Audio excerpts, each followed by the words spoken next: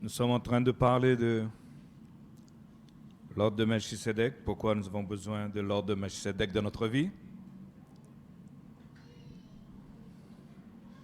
Vous savez, c'est une question qui m'a interpellé là-dessus. C'était pendant l'école prophétique. Ce message que nous avons eu du pasteur Philippe Dupont. Et la question c'était, Adam, où es-tu? Et c'est vrai, ça m'a interpellé cette question parce que je pense que tout le monde s'est posé la question. Je me suis dit, et toi Patrick, où es-tu? Peut-être que vous vous êtes posé cette question aussi. Où est-ce que je suis? Parce que quand Dieu descend toujours au même endroit et il s'aperçoit, il manque quelqu'un. Il va dire, où es-tu? Adam n'était pas censé de se cacher, mais il était censé de venir dans la présence de Dieu, de parler avec Dieu, d'échanger avec Dieu. Et c'est vrai qu'il s'est caché. Vous savez, si on se cache, c'est que c'est supposé qu'on a fait quelque chose qu'il ne faut pas. Vous savez, les enfants, vous avez remarqué quand ils font des bêtises? Tu le cherches aussi, hein? Ils sont en train de se cacher. Tout de suite, vous savez, mais tu as fait quoi là? Pourquoi tu te caches? Tu sais tout de suite qu'ils ont fait quelque chose. Et c'est pour cela que le Seigneur me disait, Patrick, où es-tu? Parce que Dieu a des choses à nous révéler, vous savez. Ces derniers temps, je vous ai dit, rentrez dans votre chambre, parlez avec Dieu, soyez sensibles à la voix de Dieu, parce que Dieu a beaucoup de choses à nous dire. Vous savez, nous ne devons pas être surpris de tout ce qui arrive avec ce coronavirus et toutes ces choses, parce que nous devons être le premier à savoir ce qui va se passer et comment nous protéger, comment faire des choses. Et surtout, d'autant plus que nous savons que le temps arrive, la Bible nous dit, alors nous devons vraiment être éveillés et entendre ce que Dieu dit à l'Église. Amen. C'est très important pour nous, Église, parce que Dieu parle, hein? Rien n'arrive sans que Dieu l'ait prévenu. Si nous n'avons pas entendu, c'est que nous n'avons pas écouté. Mais Dieu nous dit toujours ce qui va se passer. En tous les cas, il dit à son Église. Et c'est pour cela que je disais au Seigneur, peut-être, où est-ce que je suis? Je me posais la question, où est-ce que je suis? Je disais, Patrick, toi, où tu es? Pourquoi Dieu me pose cette question? Suis-je au bon endroit ou pas? Parce que si Dieu a posé cette question, c'est qu'il y avait, moi j'ai pris pour moi en premier, mais il devrait y avoir quelques-uns qui n'étaient pas là où Dieu voulait qu'ils soient. Sinon, ils n'auraient pas posé la question. Et je dis, Seigneur, vous savez, il y a un passage, je crois, je me promène, je suis en train de promener. Oui, mais est-ce que Dieu t'a dit de promener? Qu'est-ce que tu fais en dehors de mon royaume? Pourquoi tu es en dehors du royaume? Tu prêches le royaume, mais tu es en dehors du royaume. Et c'est pour cela que je vous ai parlé le dimanche dernier de tout se passe dans le jardin. Toute l'histoire est là. Sortir de là, c'est sortir de l'histoire. C'est pour cela que nous avons besoin de revenir dans le jardin. Adam, c'est là qu'il rencontrait Dieu. Hein. Et cet accès nous a été ouvert par Jésus parce qu'il nous a ramenés là. C'est pour ça que je vous dis que nous devons changer notre façon de voir les choses, changer notre façon de comment nous lisons la Bible, comment nous venons au culte, comment nous chantons. Pourquoi nous ne devons pas faire ces choses parce que l'Église nous a dit qu'il faut le faire et puis nous avons suivi. Non, nous devons savoir pourquoi nous le faisons. Et comme je l'ai dit ces derniers temps, vous êtes assez grands, vous êtes assez mûrs, vous n'êtes plus des enfants. Je ne vais pas vous dire, à moins que le Seigneur convoque l'Église, fait une assemblée, voilà, à moins que le Seigneur me dise, mais vous devez savoir vous-même comment vous prendre en main maintenant. Vous devez savoir vous-même quand vous avez besoin de jeûner, quand vous avez besoin d'être seul avec Dieu, quand vous avez besoin... Vous devez être maintenant, comme dit Paul, vous devez être maintenant des maîtres, non plus être des enfants. Parce que vous ne devez plus avoir le lait maintenant comme nourriture, mais maintenant Dieu veut vous parler. Dieu veut vous donner la nourriture solide maintenant, parce qu'il y a des choses à faire. Il y a son royaume à étendre. Il y a, comme nous le disons, que ta volonté soit faite sur la terre. Et nous voulons être les fils qui font la volonté du Père. Amen. Alors c'est pour cela que je pense que durant cette école prophétique, ce que Dieu a voulu nous ramener, de retrouver notre place, là où il descend, là où il nous parle, là où il nous explique. Parce que maintenant, il y a des tâches à distribuer, maintenant que vous n'êtes plus des enfants, là, il y a des tâches que Dieu veut distribuer. Et il faut, comme dit Jésus, s'asseoir, analyser, connaître le prix, le coût de la tâche, et de dire, ben, écoute, ben, Seigneur, envoie-moi. Parce que c'est pour ça que nous avons été appelés, choisis. On ne peut pas éteindre un petit peu là? J'étouffe là-haut. Vous avez froid en bas?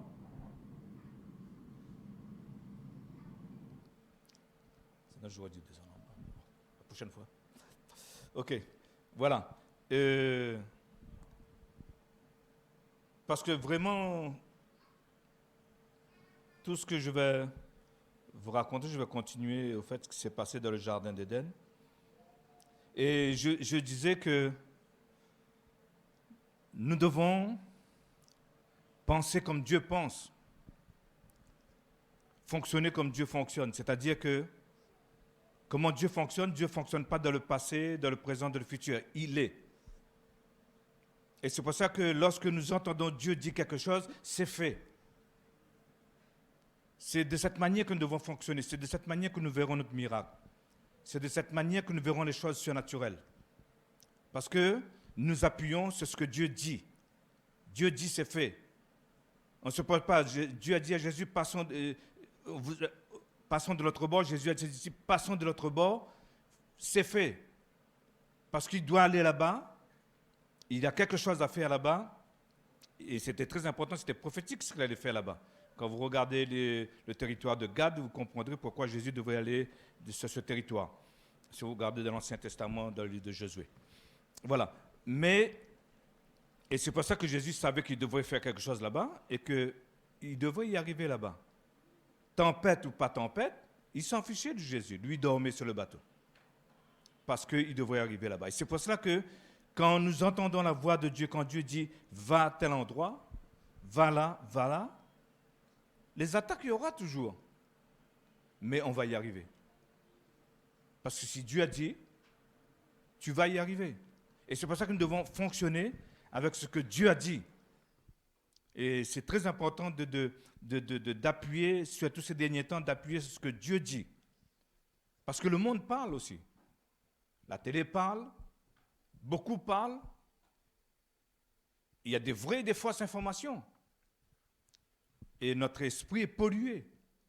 Et c'est pour ça que nous devons discerner la voix de ce que Dieu dit. Et c'est pour ça que Dieu nous disait, où es-tu? Parce que j'ai besoin de te parler. Tu es en train d'écouter partout, mais est-ce que tu ne veux pas entendre la voix de Dieu, la voix de ton Père, de ce qu'il a à dire, au fait? Parce qu'il veut que tu sois au courant, avant tout le monde, de ce qui va se passer. Afin que tu ne rentres pas dans leur peur. Vous savez, je parlais tout à l'heure, je disais, là où j'entends une information où on est en train de créer la peur, ben je change de chaîne tout de suite. Parce que le but du diable, c'est ça, c'est de créer la peur pour vous faire douter. Et la manière que je vois comment ils sont en train de faire de la propagande du vaccin, ben en tout le cas, ça ne m'encourage pas du tout de le faire. La manière qu'ils font, la peur qu'ils sont en train d'installer dans le cœur des gens pour pousser les gens en masse à faire la vaccination, ben c'est eux qui me font peur, oui, à faire la vaccination. Après, vous faites ce que vous voulez. Hein? Je ne vous empêche pas de vous faire vacciner si vous voulez faire vacciner, ce n'est pas ça que je dis. Mais là où je vois, où il veut installer la peur, parce que la peur, comme dit la parole, c'est le contraire de la foi. Là où l'arme puissante du diable, c'est la peur. Là où les gens paniquent, ils vont faire quelque chose, en fait, pour ça. Et c'est pour ça que nous devons faire très attention. Alors, qu'est-ce qui s'est passé dans ce jardin? C'est vrai que ce n'est pas évident de comprendre comment, lorsque Dieu parle, c'est le présent, c'est le passé, c'est le futur. Mais comme je vous dis, Dieu est. Le temps n'existe pas pour lui. Quand il dit, il a vu la chose. C'est accompli. C'est fait. Comme j'ai dit dimanche dernier, quand il a dit que la lumière soit, la lumière fut. Mais combien de temps ça a mis? Vous savez, vous? Combien de temps? C'est écrit dans la Bible. Combien de temps c'est écrit? Il y a eu un soir, il y a un matin, il y a un jour. Hein? Il y a un jour. Mais quand Dieu a dit ça, il n'y avait pas de 24 heures. Parce qu'il n'y a pas de soleil, il n'y a pas de lune, il n'y a pas rien. Il n'y a pas encore créé tout ça. Comment vous pouvez dire que ça a duré 24 heures? On ne sait pas combien de temps ça a duré. Mais pour Dieu, que la lumière soit, et la lumière fut. C'était. Et c'est pour ça que quand Dieu dit tu es guéri, tu es guéri. Maintenant, c'est ta foi qui va faire que. Est-ce que tu crois ou tu ne crois pas? Quand Dieu dit que le riche dit, que le pauvre dit qu'il soit riche, c'est ta foi qui va faire que. Quand Dieu dit que le faible dit je suis fort, c'est ta foi qui va faire que. Parce que Dieu a déjà dit. Maintenant, tu prends ce que Dieu a dit et tu appuies ce que Dieu a dit. Dieu a dit que je suis fort, alors je ne suis pas faible. Là où l'ennemi essaye de venir me faire croire que je suis faible, je dis non, parce que Dieu a dit le contraire. Là où on essaye de venir me décourager quand je vais faire quelque chose, je dis, tu as essayé, tu sais très bien que ça ne marche pas, tu n'arrives pas à faire ça. Non, ben, avant j'ai essayé avec moi, mais maintenant je n'essaye pas avec moi, j'essaye avec ce que Dieu dit. C'est sur sa parole. Pierre a dit ça. Seigneur, j'ai péché toute la nuit. Je n'ai rien attrapé. Mais sur ta parole, tu me dis, jette le filet. Alors maintenant, je prends cette parole, je jette mon filet. Et pourtant, il avait déjà essayé, ça n'a pas marché. Mais sur la parole, ça a marché. C'est pour ça que nous devons saisir ce que Dieu dit pour avoir des résultats. N'essaye pas de faire les choses par toi-même ou parce que tu as lu par cœur un verset, tu essayes d'imiter. On ne veut pas imiter, mais on veut faire ce que Dieu dit. Quand Dieu dit, quand il donne la nourriture, il donne pour tous ses enfants. Si tu ne manges pas et tu maigris, c'est ton problème en fait. Mais la nourriture est donnée à tout le monde. C'est ce que tu vas faire, ce que Dieu dit. Alors, nous avons vu que Dieu avait vu que Jésus allait devenir le sacrifice parfait. Et Dieu lui-même allait accepter ce sacrifice. Alors, c'est comme j'ai dit la dernière fois, il pouvait envoyer ses prophètes et parler de tout ce qui allait arriver. Pour nous, c'est des temps, mais pour Dieu, c'est fait. Quand le prophète disait ces choses, pour Dieu, c'était fini. C'est pour ça que le prophète pouvait parler et dire, voilà, voilà ce qui va arriver, voilà ce qui est arrivé, voilà comment l'agneau va arriver, voilà comment où il sera né, à tel endroit, voilà comment ça va se passer. Les prophètes peuvent parler parce que Dieu les dictait la parole et il disait ce que Dieu leur disait et les choses arrivaient comme Dieu l'a dit parce que Dieu l'avait vu.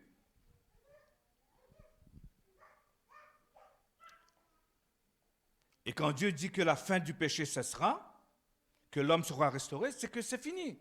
C'est pour ça que si nous sommes dans le présent de Dieu, si nous sommes dans le jardin avec Dieu, c'est pour ça que Paul va dire, maintenant vous êtes assis dans les lieux célestes en Christ. Il ne dit pas demain vous serez assis, mais il dit maintenant nous sommes assis dans les lieux célestes en Christ.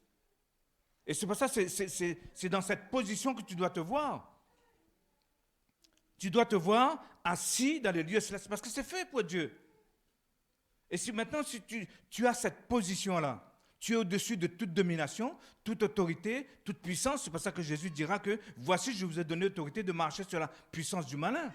Tu n'es pas en train d'avoir peur de ce que le diable est en train de dire ou ce que le diable est en train de faire, parce que tu sais que tu as l'autorité, tu as la puissance, tu as ce qu'il faut pour écraser la tête du serpent.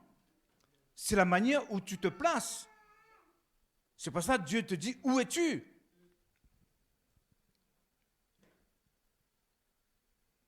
Où est-ce que tu es ce matin? Dites avec moi, je suis assis dans les lieux célestes en Christ. Parce que c'est là que Dieu te voit. C'est là ta position. Et c'est là que si nous comprenons cela, notre comportement change. Notre attitude change.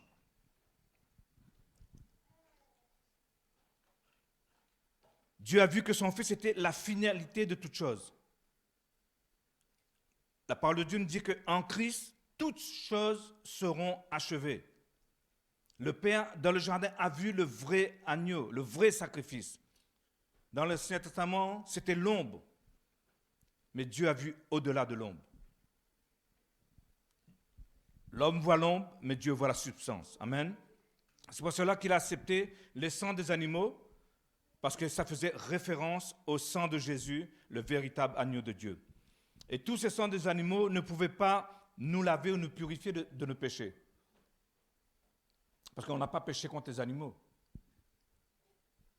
Mais Dieu laissait ces choses faire afin que nous puissions toujours instruire nos enfants à la génération suivante qu'un jour, il va y avoir un agneau qui va arriver. Au temps marqué de Dieu, cet agneau va donner sa vie pour l'humanité entière, pour sauver toute la race humaine. C'était juste pour rappeler. C'est pour ça qu'il disait à Moïse, faites cette fête. Les fêtes étaient là pour cela, pour rappeler tout ce qui allait se passer.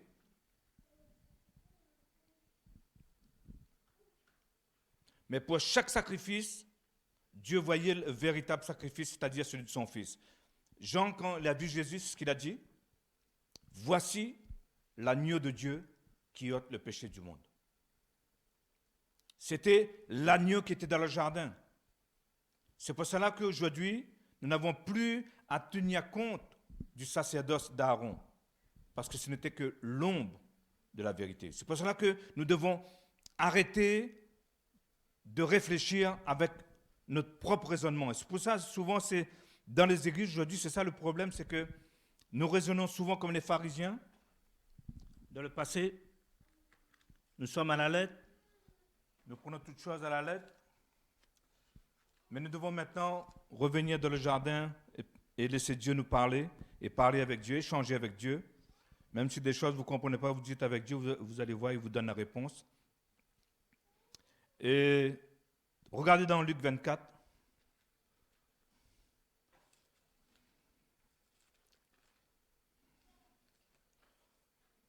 Ce que Jésus va leur dire. Et ça, il nous dit à nous aussi ce matin.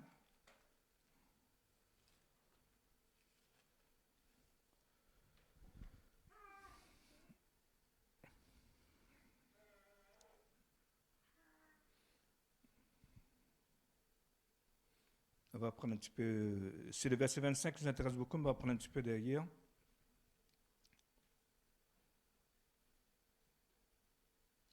Oh, non, pas gagner du temps. Alors Jésus lui a dit, ô homme sans intelligence, et dont le cœur est lent à croire tout ce qu'ont dit les prophètes. Voyez-vous, les prophètes ont parlé de la part du Seigneur, ils ont parlé, ils ont dit des choses, mais toujours on argumente. Toujours, on est en train d'argumenter avec Dieu. Est-ce que c'est comme ça? Est-ce qu'il ne s'est pas trompé? Est-ce que c'est bien comme ça ce qui doit se passer? Et le problème, c'est là. Et là, Jésus dit, ô homme sans intelligence, et dont le cœur est lent à croire tout ce qu'ont dit les prophètes, ne fallait-il pas que le Christ souffrisse ces choses et qu'il entrât dans sa gloire? Et, commençant par Moïse et par tous les prophètes, il leur expliqua dans toutes les Écritures ce qui le concernait. Toute l'Écriture parlait de Jésus et ils ne l'ont pas vu. Et pourtant, lorsqu'il est venu, lorsque l'agneau de Dieu est venu, en croyant le rejeter, mais ils ont accompli aussi l'Écriture, ce qu'il disait. Ils l'ont crucifié, ils l'ont rejeté comme roi, mais tout s'est accompli comme les prophètes avaient annoncé. Alors, et dans Jean, chapitre 5, verset 39, Jésus dit ici, il parle toujours aux hommes religieux de l'époque, il dit, vous sondez les Écritures parce que vous pensez avoir en elles la vie éternelle. Et ce sont elles qui rendent témoignage de moi. C'est pour ça que je vous dis que l'homme a vu l'ombre des choses, mais Dieu a vu la substance. Parce que l'agneau qui sacrifiait faisait référence justement à ce que le véritable agneau, c'est-à-dire Jésus lorsqu'il était sacrifié dans le jardin d'Éden. Parce que je vous dis que c'est Pierre qui le dit que l'agneau immolé avant la fondation du monde. Le sacrifice a déjà eu lieu déjà pour Dieu. C'est pour ça que je vous dis, comme Dieu n'a pas de temps, le sacrifice qui s'est passé il y a 2000 ans, au fait, Dieu l'a déjà vu quand il a dit que mon fils sera le sacrifice ultime pour l'humanité. Alors c'est pour ça que nous rejetons le sacrifice, le sacerdoce d'Aaron, parce que c'était un sacerdoce d'homme. Mais celui de Melchisédek, c'est celle de Christ. Melchisédek, c'était le sacrificateur du Dieu très haut. Et ce que Jésus accomplit, tout ce qui était présent, passé, futur, a été accepté. Lorsque Christ est descendu, la Bible dit, Christ est descendu aux enfers, il est parti prêcher aux âmes qui étaient dans le Hadès. Et qu'est-ce que Jésus a été leur dire là-bas? Que tout ce sacrifice qu'ils ont fait dans l'Ancien Testament, aujourd'hui c'était accompli par lui. Maintenant, il dit, et une parole dit, et il a pris les captifs et l'a emmené avec lui. Il fallait qu'ils attendent le sacrifice parfait, arrivé. Ils n'étaient pas au ciel avant les gens quand ils mouraient. Ils étaient dans le sein d'Abraham, ce qu'on appelle le Hadès. Ils étaient, de quel lieu, je ne sais pas, mais ils n'étaient pas en haut, bien sûr.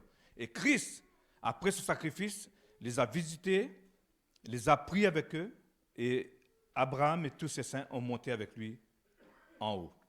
Et c'est pour cela que Jésus il peut dire que tout le sacrifice que vous avez fait, maintenant, ça a été accepté en moi.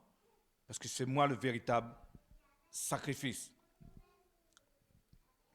Alors maintenant, c'est pour ça que nous devons arrêter de nous voir avec nos propres raisonnements. Voyons-nous comme Dieu nous voit, c'est-à-dire comme un produit fini. Tel est Jésus, tel tu es aussi. Tu peux regarder ton voisin et voir Jésus. Voyons-nous comme Dieu nous voit. Dieu nous voit comme un produit fini.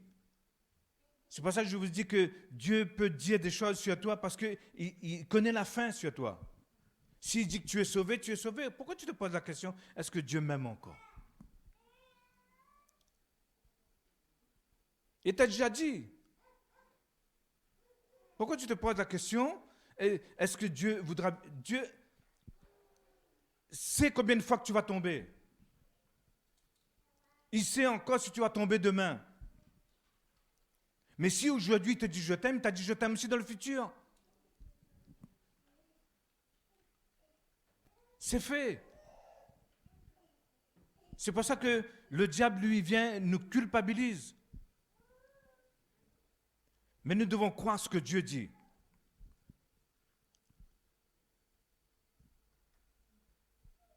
Tel Jésus est, tel tu es aussi. De la même manière que Dieu aime Jésus, il t'aime aussi.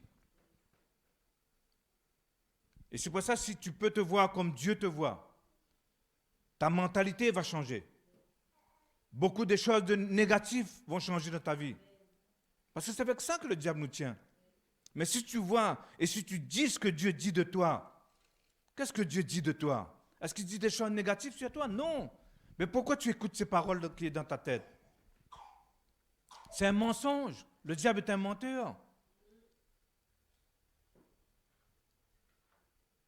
Si tu n'aimais pas Dieu, tu ne serais pas là ce matin.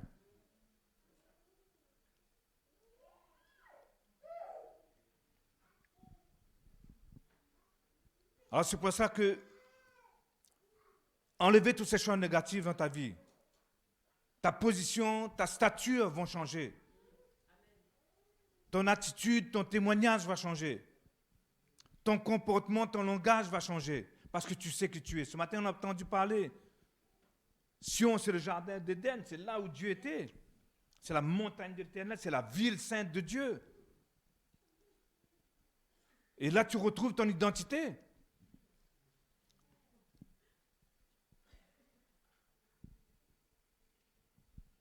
Et quand tu sais qui tu es, quand tu sais d'où tu viens, quand tu sais qui tu es ton Père, pourquoi tu as peur?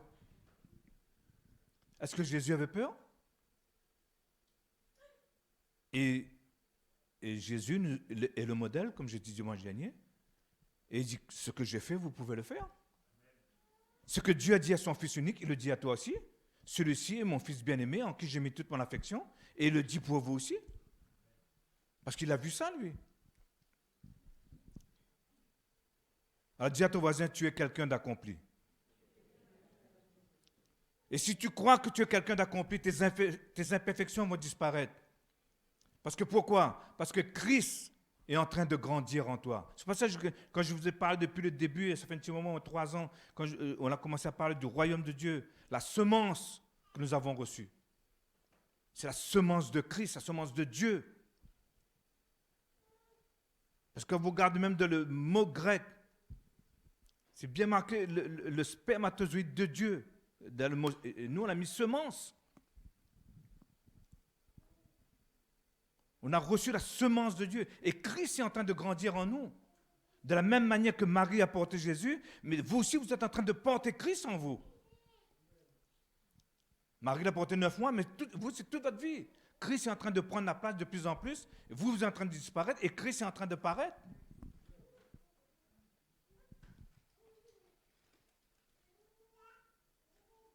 C'est pour ça que je ne fais pas d'effort pour vous aimer. Je vous aime. Je ne me force pas à vous aimer au fait, hein? Mais je vous aime. C'est pour ça, apprenez à regarder les gens de la même manière que Dieu voit les gens. Pourquoi Dieu m'a aimé alors que j'étais méchant? La Bible dit que Christ, autant marqué, est mort pour des pécheurs. Pendant que j'étais en train d'insulter Dieu, Dieu m'aimait. Pendant que j'étais en train de dire du mal sur Dieu, Dieu m'aimait. Il n'a pas attendu que je devienne ce que je suis, parce qu'il savait ce que j'allais devenir. C'est pour ça qu'il m'aimait déjà. C'est pour ça que je peux vous aimer. Qu'importe vos imperfections. Mais si Dieu a vu que tu es un produit fini, ben je te vois un produit fini. Ah, tu es la perfection parce que Dieu te voit parfait.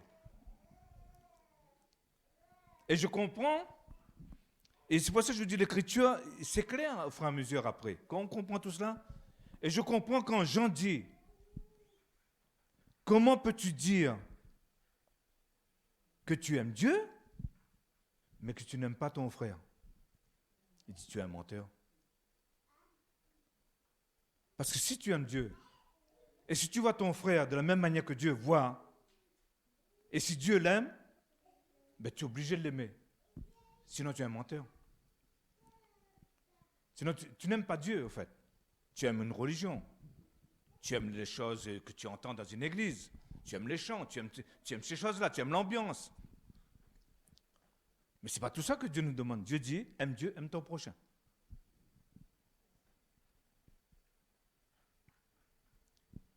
Et c'est pour cela que, comme je vous dis, nous avons besoin de revenir à la position où Dieu veut nous trouver pour nous parler. Afin que notre façon de mentalité, notre mentalité change, notre façon de voir. Vous savez, comme je dis souvent, des fois on dit, Seigneur, donne-moi tes compassions. Avoir la compassion de Dieu pour les âmes. Comment tu peux, de la même manière que Dieu a pu aimer un pécheur comme moi, ben, toi aussi tu pourras aimer le pécheur aussi. Tu ne justifies pas le pécheur. Quand tu dis que tu aimes le pécheur, tu ne justifies pas de ses actes. Mais tu es triste pour lui. Tu ne le condamnes pas, tu ne le juges pas. Tu veux l'aider.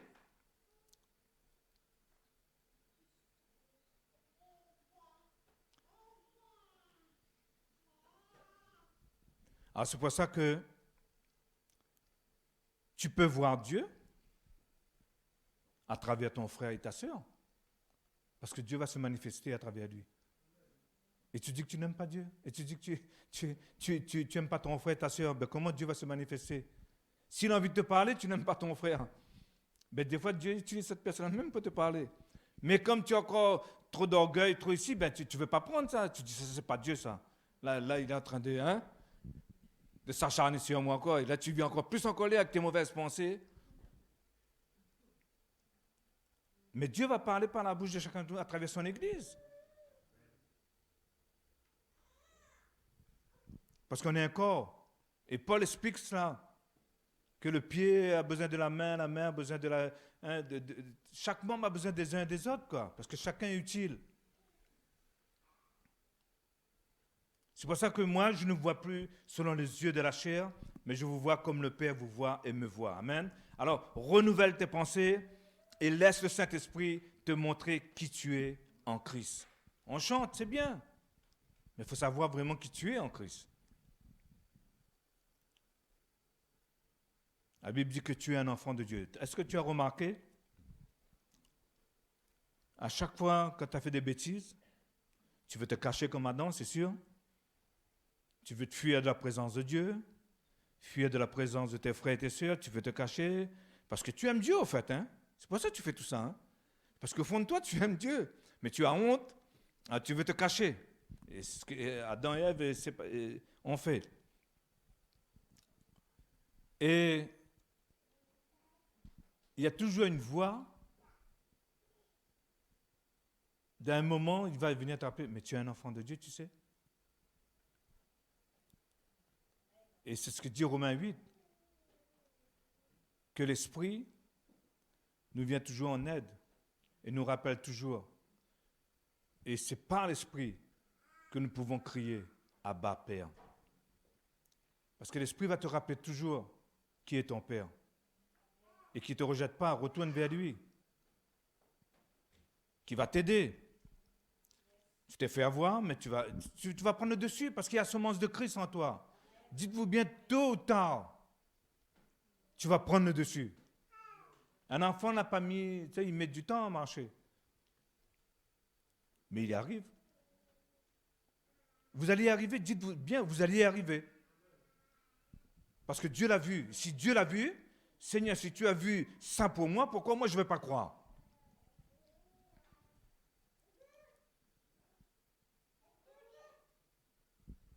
Tu es un enfant de Dieu. Alors maintenant, étant enfant de Dieu, les affaires de ton Père deviennent aussi tes affaires. C'est pour ça que nous voulons nous occuper du royaume de Dieu.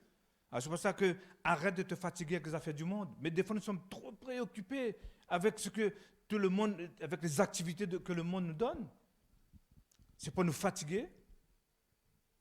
C'est pour que on n'a plus du temps justement pour faire les affaires de Dieu.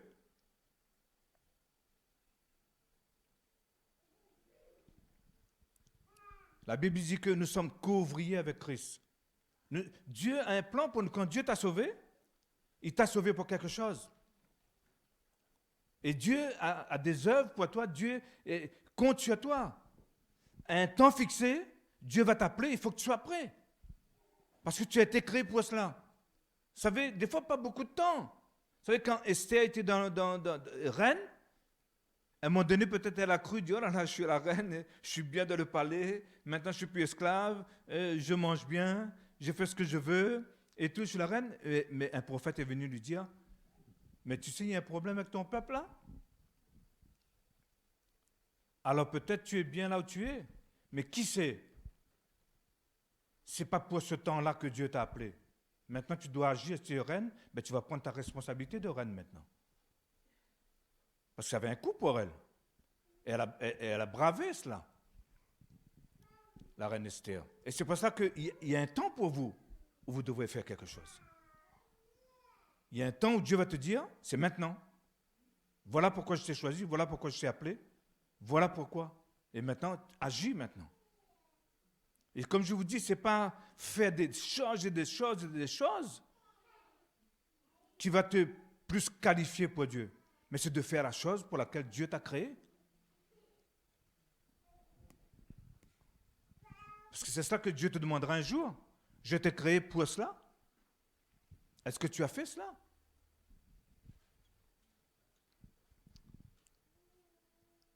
Alors,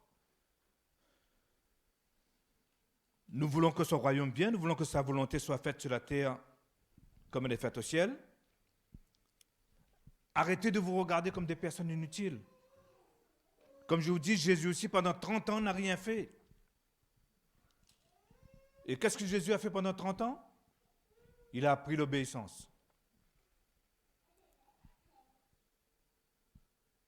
Il a appris à être le numéro 2. Vous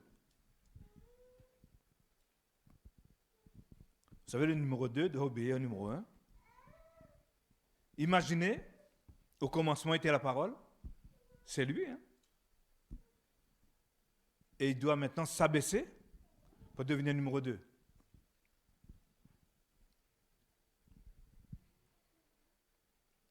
Et crois-moi, c'est dur être numéro 1 et de devenir numéro 2. Jésus, comme je vous dis, c'était la parole qui a créé toutes choses. Il a toujours été le numéro 1. C'est pour ça que je vous dis, quand Dieu était dans le jardin, c'était le Dieu unique qui parlait. Mais il voyait quand lui, un allait sortir, allait devenir numéro 2.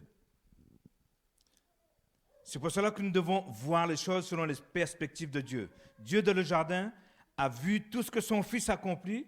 Dieu a vu toutes ces choses à travers les yeux de son fils. C'est pour cela que Église, nous devons arrêter de regarder l'ombre. La Bible dit, fixons nos yeux sur Jésus. Quand Dieu nous voit,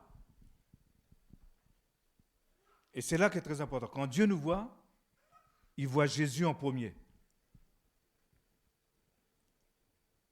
Mais nous voyons toujours nous en premier. Et c'est là le problème.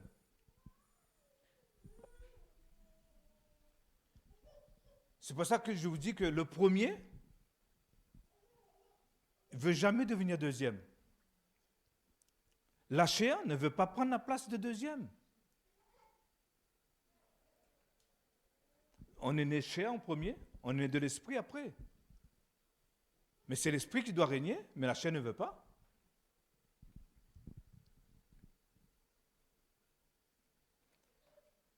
C'est pour ça que je dis, arrêtez de vous voir avec vos propres raisonnements, mais voyez-vous comme Dieu vous voit. Et Dieu vous voit comme Jésus. Dites avec moi, tel qu'il est, tel que je suis. Mon corps porte Christ. Ce n'est plus moi qui vis, c'est Christ qui vit en moi. Et c'est lui qui doit être le premier. C'est lui qui doit passer devant maintenant. Nous devons obliger la chair à se soumettre à l'esprit, Paul nous dit dans Romains aussi. Alors maintenant, vous devez voir Christ, vous devez voir Jésus avant vous. Parce que la Bible dit que Jésus est entre nous et le Père. Et Jésus a dit que nul ne peut venir au Père que par moi. On passe par lui. Et c'est le seul moyen pour nous d'arriver au Père. C'est le seul moyen. C'est Christ qui nous emmène au Père. C'est le seul moyen d'être accepté comme enfant de Dieu. Et lorsque nous arrivons devant le Père, on ne vient pas tout seul. Jésus est entre toi et lui. La Bible dit, en Christ, on est une nouvelle création. On est une nouvelle créature. On est plus qu'on était. Toute chose est devenue nouvelle. Alors c'est pour ça, ne laisse personne te dire qui tu es, à part Dieu. Lui, il peut te dire qui tu es. Le diable est un menteur. La Bible dit que nous sommes complets, que nous sommes achevés en Christ. On va faire une lecture vous allez voir comment Jésus il a fait, dans Philippiens, chapitre 2.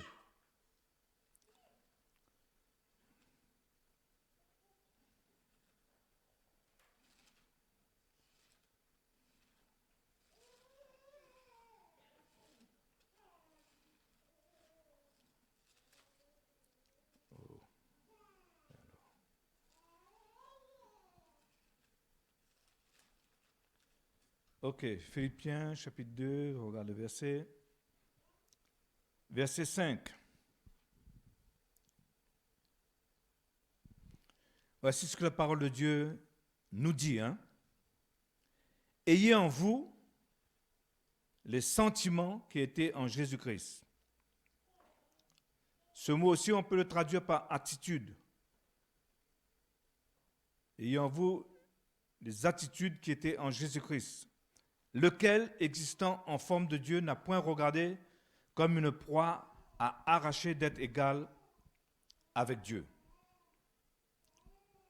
C'est pour ça que je vous dis que l'obéissance, c'est avoir une bonne attitude. Alors, ayez cette bonne attitude, l'obéissance. Et c'est ce que Christ avait. Verset 6, il dit, lequel, existant en forme de Dieu, n'a point regardé comme une proie à arracher d'être égal avec Dieu. Il était Dieu. Et là, il va se dépouiller. Vous savez, il était Dieu. Pilate, il était devant Pilate, il dit, tu n'as aucun droit sur moi. Je peux appeler 12 légions d'anges et ils viennent et ils combattront pour moi. Nous savons qu'il pouvait ressusciter les morts. Nous savons qu'il pouvait guérir les malades. Nous savons tous les miracles. Jésus arrêtait la tempête. Même les gens disent, mais qui est cet homme que même les éléments de ce monde l'écoutent? Il était Dieu. Le verset 7. Mais s'est dépouillé lui-même en prenant une forme de serviteur, en devenant semblable aux hommes et ayant paru comme un simple homme. Il s'est dépouillé lui-même. C'est pour ça que nous devons nous-mêmes mettre la chair sous nos pieds et marcher par l'esprit. Nous devons nous dépouiller de notre moi. Nous devons nous dépouiller de notre ego. Nous devons nous dépouiller de ce qui veut prendre le dessus, de ce qui veut mettre en premier. Non, Christ en premier. Jésus devant. Dépouillez-vous de votre vieille nature, Paul a dit, et revêtez-vous de Christ.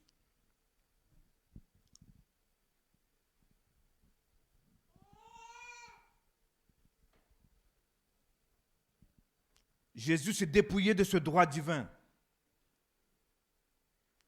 pour devenir comme l'homme, un serviteur. Et comme serviteur, il va obéir. Il va obéir, la Bible dit qu'il va obéir jusqu'à la mort de la croix. Ah, ça c'est un scandale pour les religieux. Comment Dieu allait mourir sur la croix? Vous savez, Jésus ne pouvait pas recevoir la plénitude de la gloire jusqu'à ce qu'il prenne la forme de l'homme et passe par une vie terrestre. Il fallait qu'il rencontre la mort. Il fallait qu'il ressuscite et qu'il soit exalté par le Père.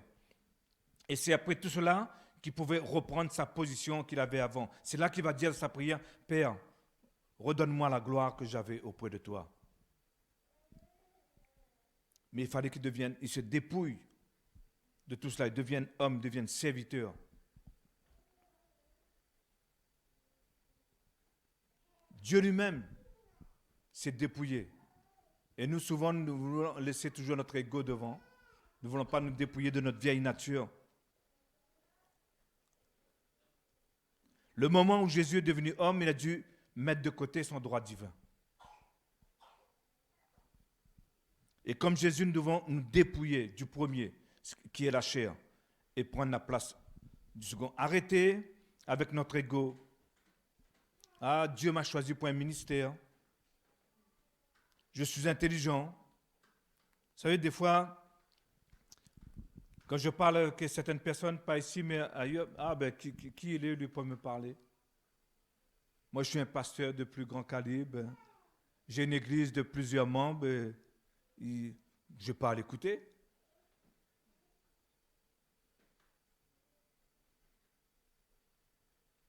C'est pour ça que je vous dis que nous ne devons pas négliger les uns les autres parce que Dieu parle tantôt d'une manière, tantôt d'une autre. Dieu parle même par la bouche des enfants.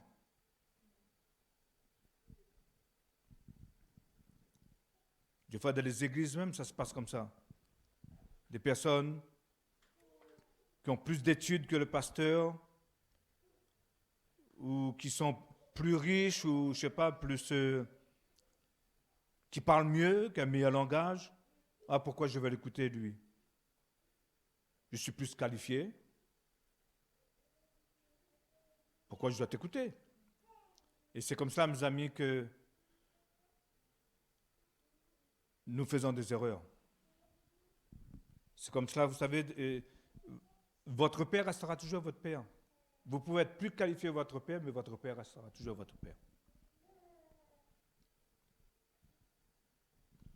C'est pour ça que j'ai dit souvent à l'église ici, vous m'avez entendu souvent dire, si je suis rien pour vous, il n'y a aucune raison pour vous de venir ici et de m'écouter.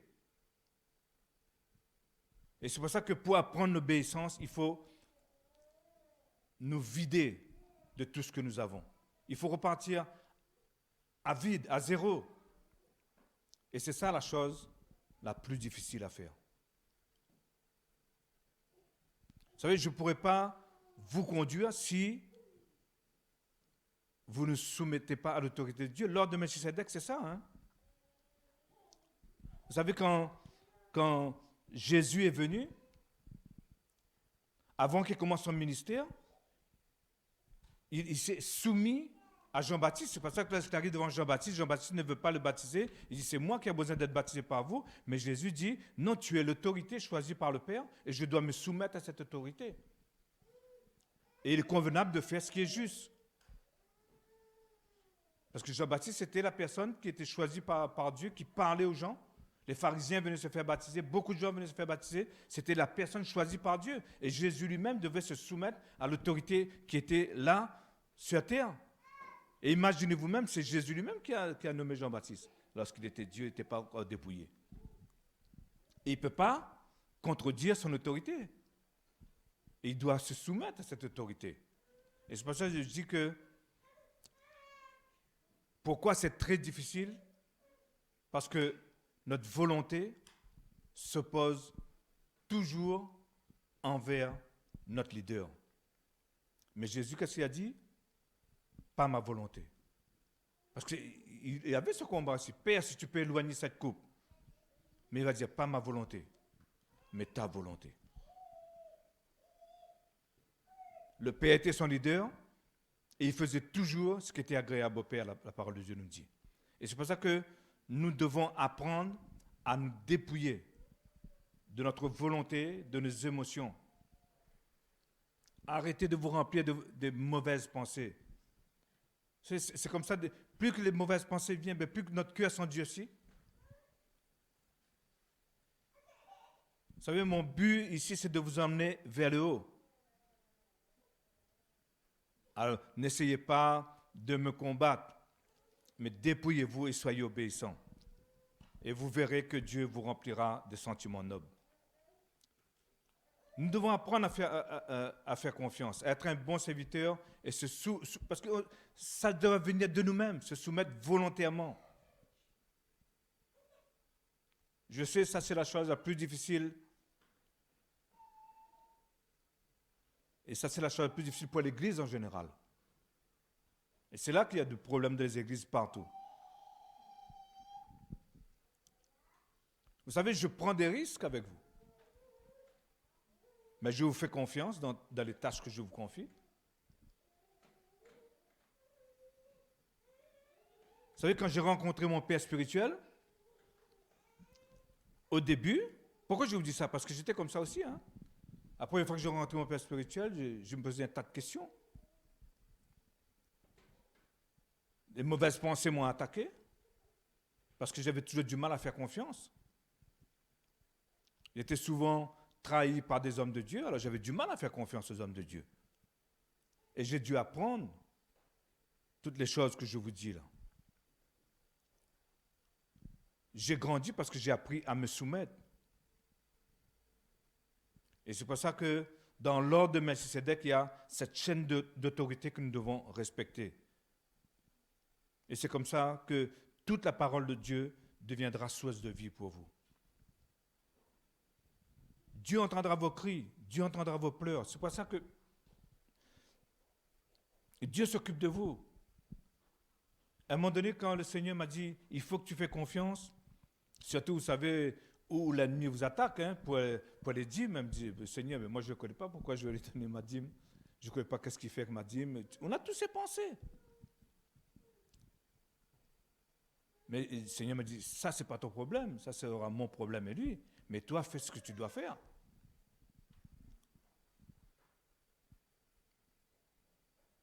Et toutes ces choses, on apprend.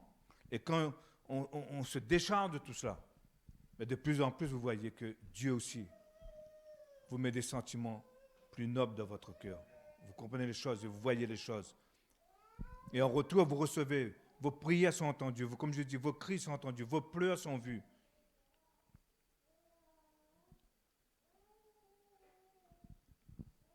Et c'est comme ça que Dieu parlera. Vous savez, et moi, aujourd'hui, les paroles que j'ai entendues de mon père spirituel m'ont beaucoup fait plus du bien que la dîme que je lui ai donnée.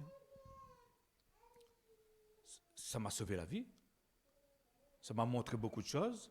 Ça m'a enlevé plein de religions dans ma tête. Ça m'a enlevé beaucoup de choses. Et aujourd'hui, je suis heureux comme je suis. Et je peux le remercier. Maintenant, je vais dire, quand je vous parlerai de la dîme, vous comprendrez cela. C'est quoi la dîme? Alors, c'est pour cela que apprenez à faire confiance. Je dois vous emmener quelque part. J'ai besoin aussi des enfants obéissants. La Bible dit, écoute ton père et ta mère et tu vivras longtemps. Moi, je fais confiance à Dieu en toutes choses. Un jour, il m'a dit que j'ai besoin d'un père spirituel. Ah bon? C'est quoi un père spirituel? Dieu m'a expliqué c'est quoi un père spirituel. Et je lui ai fait confiance. Et jusqu'à aujourd'hui, Dieu ne s'est pas trompé. C'est pour ça que quand j'entends la parole de Dieu, j'obéis. Et j'ai toujours vu Dieu à mes côtés. C'est pour ça que je vous dis, il faut être sensible à la voix de Dieu, il faut entendre. Il faut se dépouiller. Et je me suis dépouillé de mon mauvais caractère. Et vous savez, jamais je vous demanderai de faire des choses que moi-même je ne fais pas. Et comme je dis, moi j'ai pour mission de vous emmener quelque part. Notre mission c'est d'aller à Sion. Si je ne le fais pas, malheur à moi. C'est ça qu'un jour je dois rendre compte devant Dieu. C'est pour cela que je vous parle de l'ordre de Melchisédek. Alors aujourd'hui, dans l'ordre de Melchisédek, nous n'avons plus besoin de l'ancienne alliance, nous avons besoin de Christ. Je parlais avec Marie tout à l'heure de la voiture, je lui disais ça. Quand nous avons Christ en nous, nous n'avons pas besoin de loi, au fait. On n'a pas besoin. Vous savez que de Abraham jusqu'à Moïse, il n'y avait pas de loi.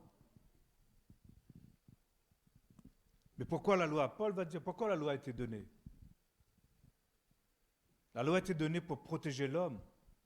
Parce que vous savez, quand Moïse a pris le peuple, le peuple d'Israël, il n'y avait pas de loi, c'était l'anarchie dans ce désert-là. Tout le monde serait tapé dessus, serait tué dessus. Non, il fallait des lois. Mais Dieu savait que ce n'est pas cette loi-là qui allait... Ce n'est pas en obéissant à cette loi qu'ils allaient être sauvés. Mais quand nous avons Christ en nous, c'est pour ça qu'il dit Christ a accompli la loi et tout de prophètes. Quand nous avons Christ en nous, nous savons ce qui est bien, ce qui est mal. Jésus lui-même nous dit, quand on fait quelque chose, on sait dans notre conscience, on est repris tout de suite, on sait ce qu'on a fait n'est pas bien. En fait, le but de Dieu, ce n'était pas de nous donner la loi, c'est de nous donner Christ, au fait.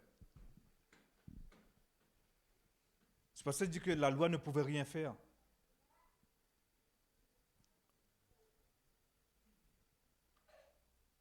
La Bible, Paul va dire que la loi a été donnée comme un précepteur, comme un pédagogue. C'est quelqu'un qui nous prépare pour l'autre, pour nous emmener jusqu'à Christ. Une fois que tu as Christ, maintenant que Christ est en nous, nous n'avons plus besoin de la loi, nous avons besoin de Christ et il nous montre comment nous devons nous comporter.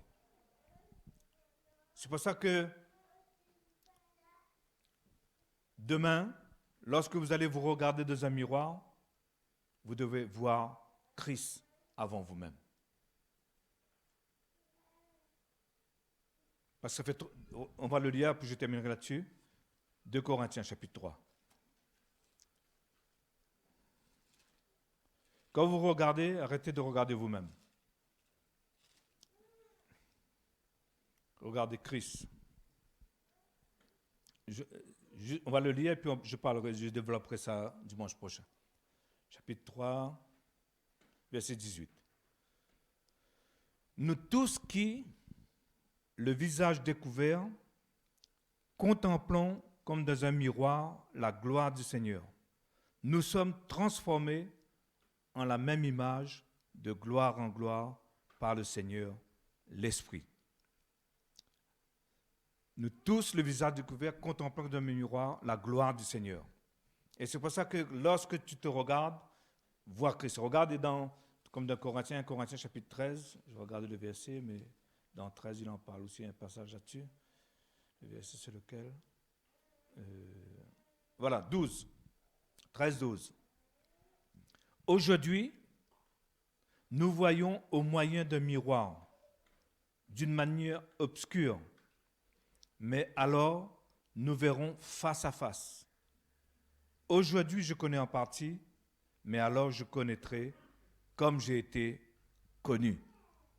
Voilà, tu es quelqu'un de bien, tu es quelqu'un de fort, tu es quelqu'un de puissant, tu es comme Dieu, tel qu'il est, tel tu es. Amen.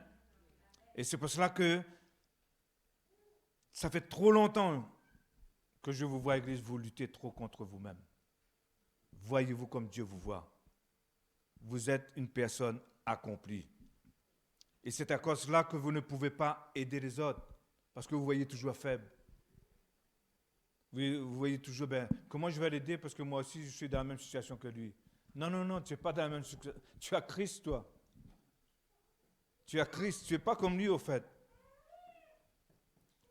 Vous luttez avec votre personnalité.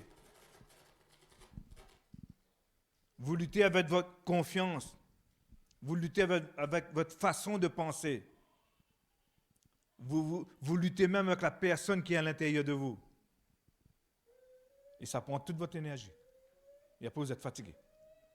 Et après, vous ne pouvez plus rien, en fait. Que vous avez trop lutté. Alors, apprenez ce matin comment percer, sortez de cet état et vivez la dimension de l'esprit. Amen. On parlera ça, comment vivre la dimension de l'esprit, dimanche prochain. Amen. C'est très important, Église, de comprendre ce qui va se passer dans les temps à venir.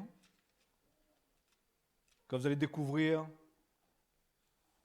de quoi vous êtes capable, de ce que Dieu a fait déjà avec vous. Et quand vous savez ça, c'est obligé que votre comportement change. C'est pour ça que vous comprenez les prophètes ou les hommes de Dieu lorsqu'ils disent « Si Dieu est à mes côtés, que pourra me faire l'ennemi? Si Dieu est pour nous, qui sera contre nous? Si Dieu est avec nous, comme nous avons chanté, toutes les batailles sont gagnables. Mais maintenant, ne combats pas avec tes armes, combat avec les armes que Dieu te donne. Si cette bataille, il faut faire de le jeûne, faites de le jeûne. Mais vous savez, ne faites pas de le jeûne un rituel. Parce que vous savez, des fois, il y a des gens qui jeûnent. Et parce qu'ils ont jeûné 3 jours, 4 jours, 5 jours, je ne sais pas. Quand ils demandent à Dieu quelque chose, ils croient que Dieu est obligé de leur donner parce qu'ils ont jeûné. Non, il y a des combats, comme Esther. Elle a décrété un jeûne parce qu'il fallait jeûner. Parce que Dieu lui a dit qu'il faut faire un jeûne. Tout le peuple a fait un jeûne. Mais il y a d'autres combats qui n'ont pas été faits dans le jeûne. C'est pour ça que chaque situation, comme j'ai parlé ce matin, chaque personne a des combats différents, des ennemis différents. C'est vrai qu'il y a des ennemis, tu as besoin d'être plus attentif, alors Dieu veut que tu sois dans le jeûne pour être plus attentif à écouter bien les instructions pour faire les choses. Tu n'as pas le temps de te distraire en train de préparer à manger ou faire ceci, faire cela. Non, tu as besoin d'écouter. Dieu te demande d'être là dans la chambre pour attendre et de jeûner. Mais tu as des combats qu'il ne faut pas mener dans le jeûne, justement. Parce que tu vas être trop faible et tu ne vas pas être prêt pour ce que le Seigneur te demande. Et c'est pour cela que, Église, vous êtes des personnes puissantes. Arrêtez de vous voir avec la chair. Lui, maintenant, il faut l'écraser maintenant. Il faut laisser l'esprit maintenant travailler à travers vous. Laissez l'esprit vous dire qui vous êtes et de quoi vous êtes capable. Parce que Dieu a mis une puissance à l'intérieur de nous. Toute la plénitude de Christ est en nous. C'est pour ça que laissez Christ paraître maintenant. Nous, on doit disparaître et Christ doit paraître maintenant. Laissez Christ faire la chose maintenant. Avant, on a essayé, ça n'a pas marché. Parce qu'on a voulu combattre avec nos propres armes. Mais maintenant, prenons les armes de Dieu et gagnons nos batailles. Gagnons nos victoires. Amen. Que le Seigneur vous bénisse. Amen.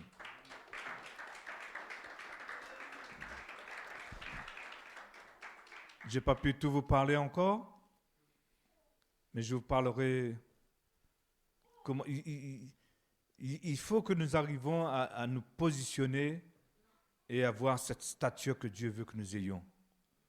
Hein? J'ai entendu encore un chant cette semaine qui disait que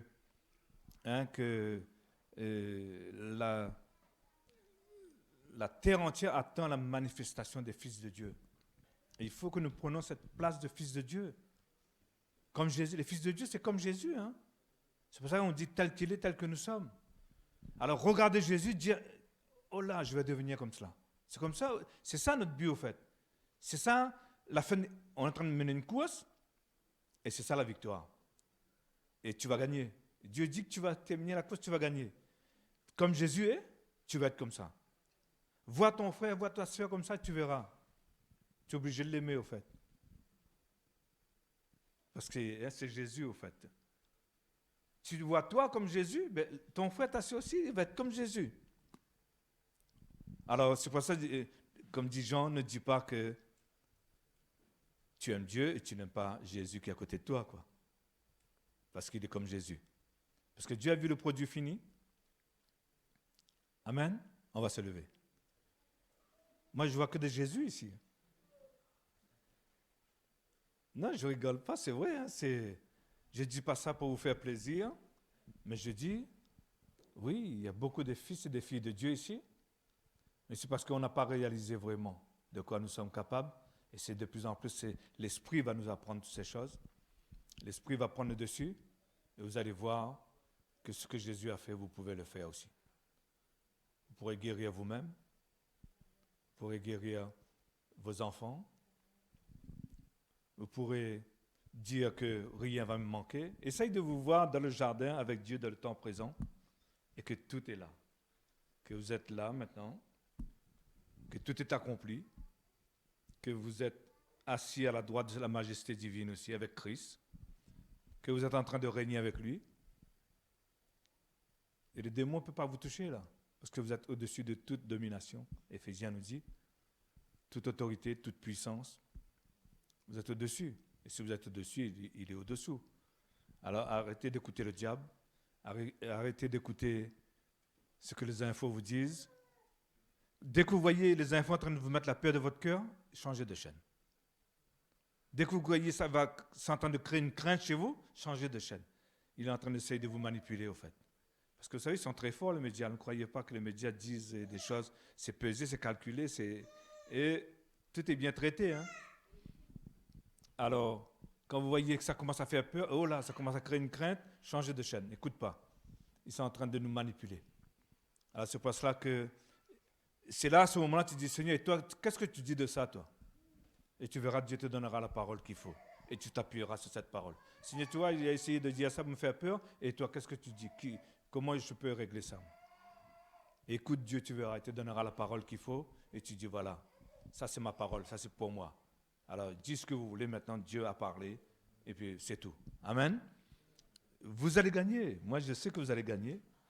Vous savez, et ça c'est très bien pour moi parce que ça m'a enlevé un grand fardeau, ça m'a enlevé des soucis. Je ne me tracasse plus pour vous, au fait. Tu vois? Je ne me fais plus de soucis pour vous parce que Jésus a porté tout ça. Il a fait de vous des vainqueurs. Moi, je vous vois comme un produit fini, comme Dieu vous voit. Alors je sais que vous allez gagner, je sais que vous allez triompher, parce que Christ est en vous, et c'est obligé que vous gagnez. Alors maintenant, je sais que, moi mon travail c'est que vous encouragez. Que vous encouragez. Christ est en vous, il va le faire. Tu tombes, relève-toi mon frère, regarde, Christ est là, il va te donner la force de te relever. Merci Seigneur. Merci Seigneur pour chaque personne ici présente. Merci Seigneur pour les personnes aussi qui nous suivent, qui nous écoutent sur les réseaux sociaux, Seigneur.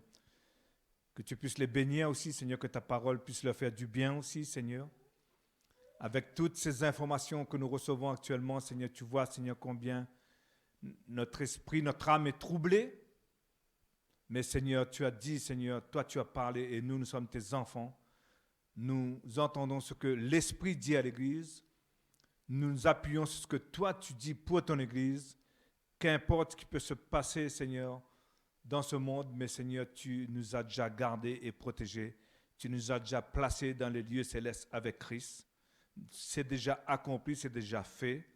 Et tu nous as choisis, tu nous as justifiés, tu nous as élevés, tu nous as glorifiés. C'est fait et nous pouvons être dans la joie 24 sur 24. Nous pouvons, Seigneur, faire les choses, Seigneur, notre Dieu, avec joie, quoi qu'il se passe autour de nous, parce que tout est accompli. Rien ne pourra arrêter ton plan, rien ne pourra arrêter ce que tu as déjà fait. Merci, Papa, de ce que tu nous as sauvés, de ce que tu nous as mis à part, de ce que tu as fait de nous, des sacrificateurs pour ce monde, c'est notre Dieu. Pour, Seigneur, amener ton royaume ici-bas, Seigneur. Merci, Père, dans le nom de Jésus. Amen. Nous voici rassemblés.